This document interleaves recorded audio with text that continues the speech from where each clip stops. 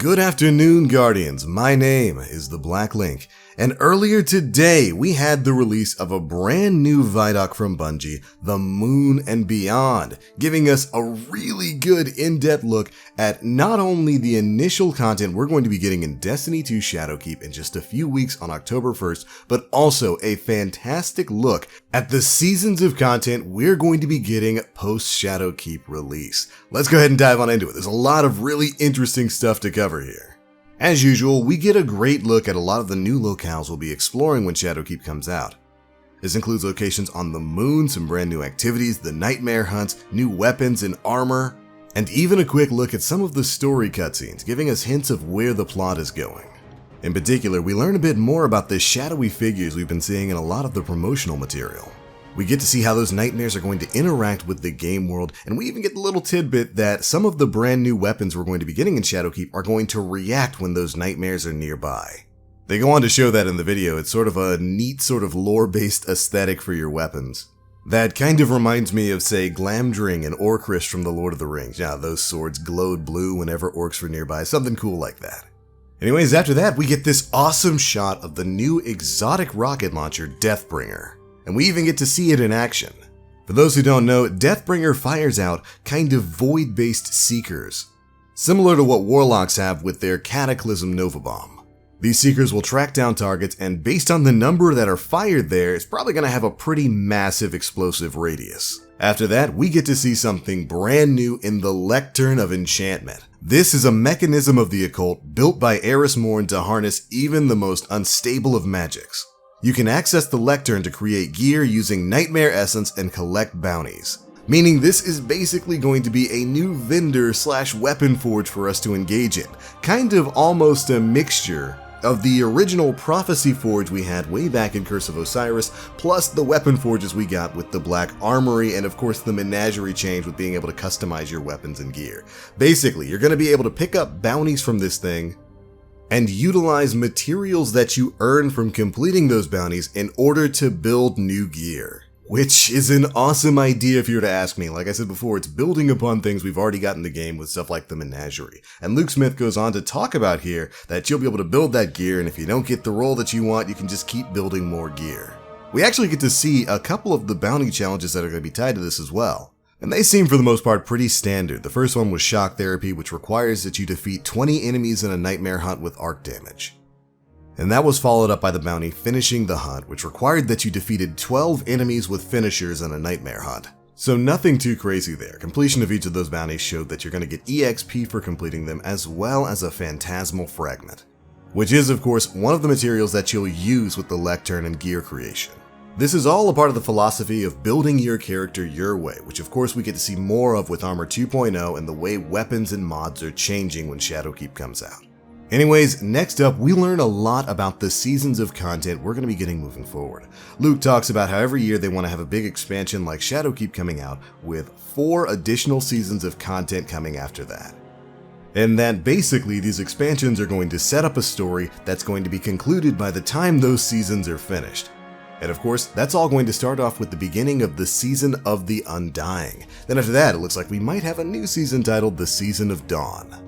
Although, of course, that's just a name they had on a whiteboard there. It is, of course, subject to change in the future. And, of course, was likely left in on purpose as YouTube bait. But hey, just reporting what I sees. But anyways, they go on to reiterate the fact that with these seasons coming and going, there is going to be some limited time content added in there. They want to be able to have these events where players can say, hey, you just had to be there.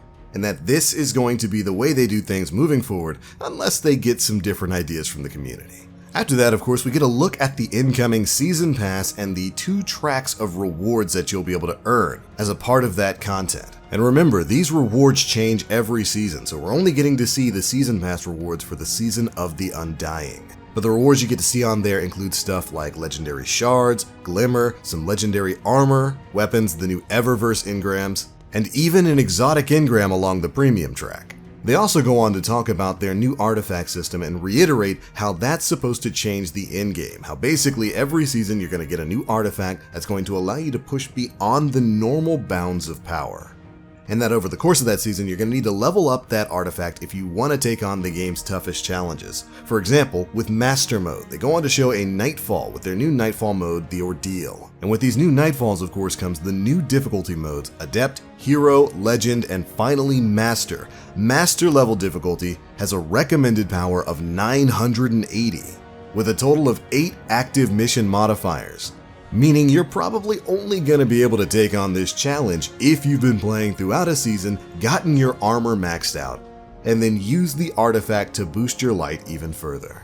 And I gotta say, the more I'm thinking about and the more I'm seeing of this artifact system, the more I'm kind of liking it. Essentially, with normal weapons and armor, you're going to be able to get that gear up to a power of 960, and then the rest of your power gains seemingly come from the artifact itself. We get this awesome screenshot here that shows a Guardian at power level 1016. And I'm assuming 960 of that power comes from all of the weapons and armor they've got equipped, but you can see the artifact here gives them a power bonus of plus 56. And this Guardians is what's going to reset every season. So even if you max out your weapons and armor at 960 power, every season you're going to be getting a brand new artifact that you'll be leveling up so that you can take on those hardest tiers of challenges, that master rank difficulty. Which essentially means Bungie may have solved their light problem with Destiny 2, where basically you get to 750, somewhere near the beginning of an expansion release, and then you're there for the rest of the content releases, and they have to keep arbitrarily bumping things up by 50 every single seasonal release. This way, you get to 960, that's your base max level of light, and then your artifact gets you up to whatever that's going to allow you to get to. You spend your time playing over the course of a season to level that artifact up to get you above 1000 light, and then when a new season rolls around, that artifact gets reset back down to level 1. So if you want to go back in and take on the master level challenges and the raid and the nightfalls and the nightmare hunts and all that kind of stuff and new content that's going to be dropping, you have to play over the course of that season and re-level up your artifact to get access to that in-game stuff. It's a pretty clever solution to the light game grind. And given the fact that these artifacts are going to have their own special abilities that you can unlock when you level them up, I think this is a pretty good compromise for the system of power we're going to have as players. Can't wait to get my hands on it. And of course, you're incentivized to reach that new high tier of power with these artifacts because of course the new master rank of difficulty gives you greatly increased rewards. We saw it on the Nightfall screen there. You have a greater chance for getting exotic gear from completing master level content, enhancement prisms, and of course ascendant shards. All of which you're going to need as the gear progression game moves on. And given the fact that the master level difficulty seems to start at 980 power, the new champion enemies that you'll be finding in Nightfall the Ordeal are no doubt going to provide plenty of challenge for Guardians out there. Anyways, after that, we get to see some bits and pieces from the brand new dungeon we'll be engaging in. Now, thanks to that previous content release roadmap, we know the dungeon is going to be launching on October 29th, but we actually get to see some awesome footage of it here. It's going to be a hive-themed dungeon that takes place deep within the moon. We even get to see a pretty spooky-looking knight who I'm presuming is probably going to be one of the bosses found therein.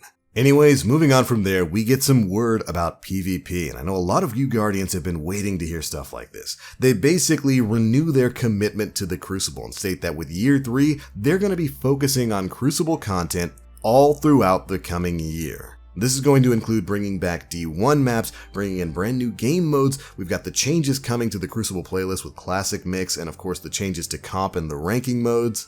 And we get to see a bit of all of that here. We get great looks at Twilight Gap and Widow's Court, which are of course releasing alongside Shadowkeep, and we get some more news about the rotating elimination modes that are going to be coming to the game. These 3v3 elim modes will of course be within the Crucible Labs playlist at first, with Survival being the new comp mode. And as they fine-tune the elimination modes, we'll be seeing how those change and get incorporated into the main Crucible environment later on. Now finally, we get a look at the incoming Vex Offensive. This is going to be the new event tied to this season of the Undying.